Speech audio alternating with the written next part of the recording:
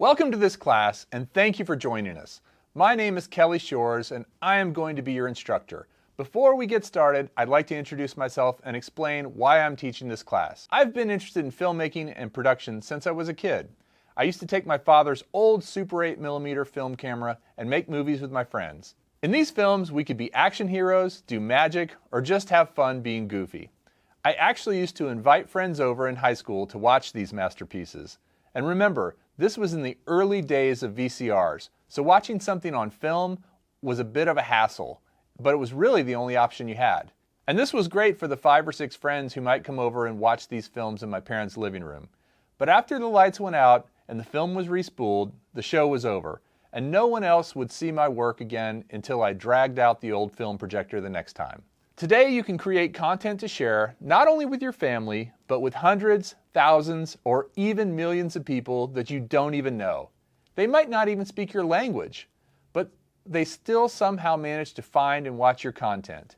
This is the magic of YouTube. This opportunity to share your ideas and creativity with a global audience of billions of users. And this number is growing rapidly. With more people gaining access to content via high-speed mobile devices, the world of YouTube is expanding faster than I ever imagined possible. So why am I telling you all this? Because if you have that itch to create content and share it with the world, there is no better place, in my opinion, than to share it on YouTube. As of 2019, there were over 35,000 hours of content uploaded to YouTube every hour. Let that sink in for a minute. 35,000 hours of content uploaded in every hour. So how do you stand out from the crowd, rise above the noise, and actually get people to watch your content? That's what this class is for. My journey as a YouTube creator really started on February 23rd, 2014. I had certainly published a few videos to the platform before then, but it was all pretty random stuff and didn't really serve any purpose. It was just shots of my kids, and nobody actually really watched it. The first video that I published with the purpose of reaching an audience was this one, a review of a tiny drone called the Estes Proto X. I realize that drones are pretty common these days, but at the time, a drone this size was unheard of, and I thought to myself, I'm fascinated with this thing, so I wonder if other people will be as well. So I shot what in hindsight looks like a pretty cheesy low production value extolling the virtues of this little drone. It was small, easy to fly, and only about $30, which seemed pretty cheap for a toy of this quality. I shot the video, edited it, and put it up on YouTube. And while I only got a few views, it didn't go viral like I hoped it might.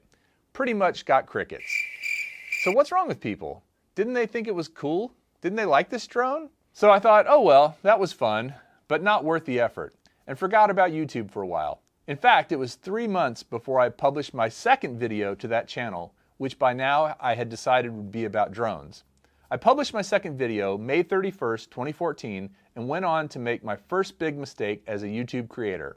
I only published 5 videos in the first year, 2014. Now hold on, am I being dramatic? My first big mistake? Yes, I know that if I had taken YouTube more seriously that first year and done maybe 10 or 15 videos, today I would be way ahead of where I am currently, which is 160,000 subscribers as of this recording. But why would I be further ahead doing more videos early on? No one was watching those videos back in 2014 anyway. So how would making more content my first year have made an iota of difference today? Because the early days of a YouTube channel are the foundation upon which you're building. It's like starting to save money and make investments as a child instead of waiting until you're full grown to start saving. In this case, time is your friend.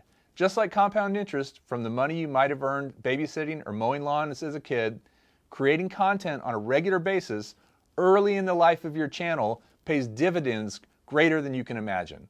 What if I had created more content early on? What if I had created more content on a regular basis?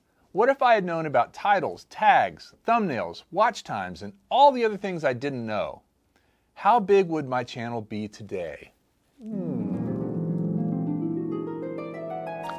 Oh, hey, well I guess that's why I'm here. To help future you have fewer regrets about what you coulda, woulda, shoulda done to grow your channel on YouTube. So you ready? Let's do it.